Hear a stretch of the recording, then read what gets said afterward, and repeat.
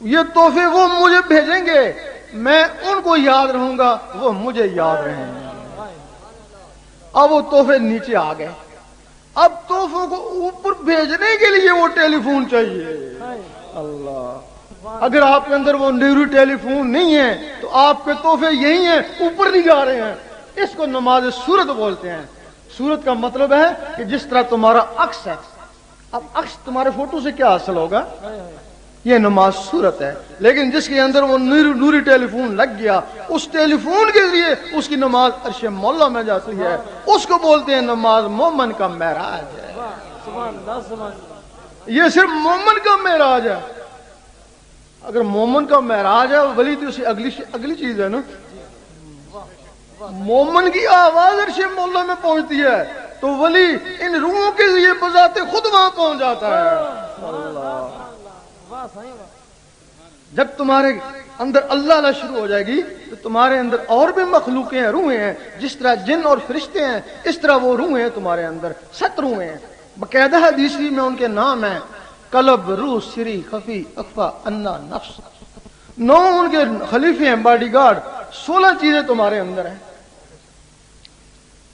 جب تم 16 چیزیں ان میں نور جائے گا تو وہ 16 چیزیں اللہ اللہ کرنا شروع کر دیں گے۔ اس جسم میں یا اللہ ہوگا، اگر اللہ نہیں ہے تو پھر شیطان ہوگا۔ اگر ہمارے دل میں نور نہیں ہے تو تمہارے دل میں شیطان ہے۔ اور یقین کرو کہ جو اللہ اللہ قلبی اللہ اللہ نہیں کرتے ان کے دلوں میں شیطان ہے۔ ان کو یہ بات بری لگی ہوگی لیکن ہم دلیل دیتے ہیں۔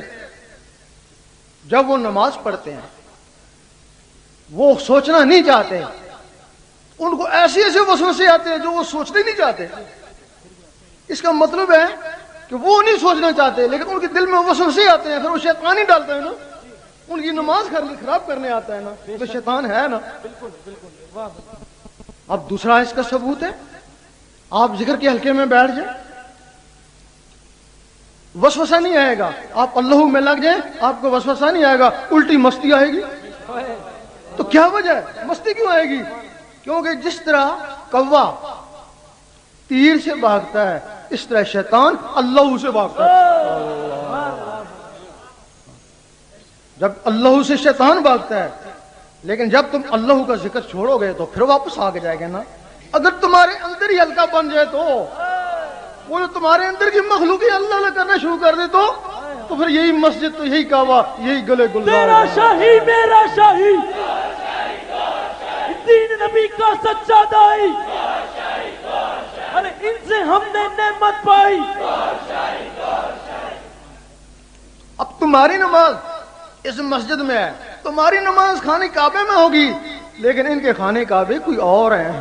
اللہ، یہ جب جوان ہو جاتی ہیں ان کا خانہ کعبہ بیت المعمور ہے، یہ وہاں جا کے نمازیں پڑھتی ہیں، عرش مولا میں جا کے نمازیں پڑھتی ہیں، فرشتوں کے ساتھ نمازیں پڑھتی ہیں، نبیوں ولیوں کی روحوں کے ساتھ نمازیں پڑھتی ہیں۔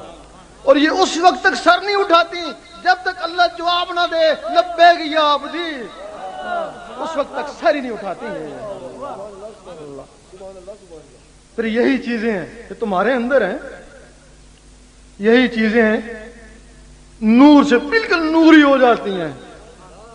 جب نوری ہو جاتی ہیں تو پھر انسان سوچتا ہے دیکھیں اوپر کیا ہو رہا ہے، یہ اوپر پرواز کرتی ہیں، بیت المعمور سے بھی اوپر چلی جاتی ہیں۔ فرشتے روکتے ہیں؟ نہیں روکتے، کہتے ہیں جو کچھ بھی ہے بیت المعمور سے آگے جل جائے گا۔ اور یہ بیت المعمور سے بھی آگے چلی جاتی ہیں، وہاں پہنچ جاتی ہیں جہاں رب کی ذات ہے۔ ظاہری جسم سے حضور پاک وہاں پہنچے اور ان مخلوقوں سے ولی وہاں پہنچتے ہیں۔ جب کوئی اللہ کے روبرو چلا جاتا ہے پھر ایک دوسرے کو پیار سے دیکھتے ہیں، پھر اللہ تعالیٰ فرماتا ہے میں تجھے دیکھ لوں تو مجھے دیکھ لے۔ دیکھتے ہیں، پیار سے دیکھتے ہیں، پھر وہ اللہ کا نقشہ اس کی آنکھوں میں آتا ہے، آنکھوں سے اس کے دل میں جاتا ہے۔ جب دل میں جاتا ہے پھر اللہ تعالیٰ فرماتا ہے اب تو نیچے چلا جا، اب جو تجھے دیکھ لے وہ مجھے دیکھ۔ تیرا شاہی، میرا شاہی، دین نبی کا سچا دائی،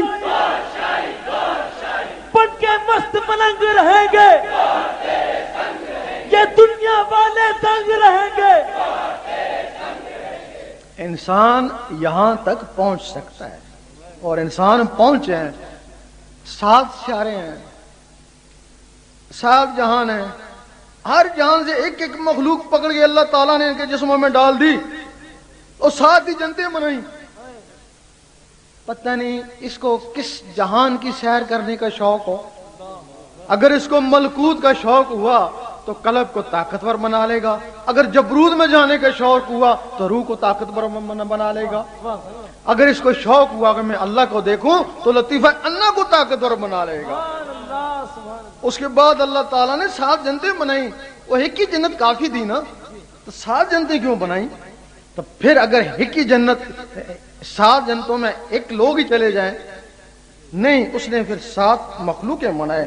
یہ قلب سے بات کرے گا، خلد کا ایک اقدار ہے، یہ روح سے بات کرے گا، دار السلام کا، یہ سری سے کرے گا، دار القرار کا، یہ خفی سے کرے گا، عدن کا اور نعیم کا، ماوا کا، فردوس۔ ایک سے ایک اعلیٰ جنت ہے۔ اب لوگ کہتے ہیں ہم تو بخشے جائیں گے، ہم بھی کہتے ہیں وہ 5 نمازوں سے بھی جنت مل جائے گی، بلکہ اگر عقیدہ تمہارا صحیح ہے، گستاخ نہ ہو، گنہگار ہی صحیح، حضور پاک کہ گستاخ نہ ہو، بلے گنہگار ہی صحیح، ہو سکتا ایک ہی دفعہ ان کے نام کو چوم لو، اسی صدقے سے اللہ تعالیٰ تم کو بخش دے۔ اور ہمارا عقیدہ ہے گستاخ نہ ہو، کلمہ گو ہو، بخشا ہی جائے گا۔ لیکن اب بخشا تو گیا، ادھر اللہ تعالیٰ نے فرمایا کہ ان لوگوں نے سمجھ رکھا ہے ہم ان کو نیکوکاروں کے برابر کر دیں گے، بخشا بھی گیا، اب نیکوکاروں کے برابر تو نہیں ہو سکتا نا۔ سب سے جو ادنا جنت ہے وہ خلد ہے، سب سے ادنا عبادت ہے وہ قلب کی ہے، اس نے تو قلب کی عبادت کری کو نہیں، پھر جنت میں چلا گیا، جنتیوں کا غلام بن کے رہے گا، کتنا پچھتائے گا۔ ایک حدیث شریف میں ہے کہ جنتیوں کو جنت میں جو افسوس ہوگا کہ جو دنیا میں جو لمحہ بغیر ذکر اللہ کے گزرا، ایک حدیث شریف ہے، جو ذکر نہیں کرتے تھے ان کو افسوس، کاش ہم قلب کا ذکر کرتے، خلد کے حقدار ہوتے۔ خلد والے کہتے کاش ہم روح کا کرتے تو دار القرار میں چلے جاتے، دار السلام میں چلے جاتے۔ ہر کسی کو ایک ایک کا افسوس ہوگا۔ نعرہ تکبیر، نعرہ رسالت، نعرہ حیدری، نعرہ غوثیہ۔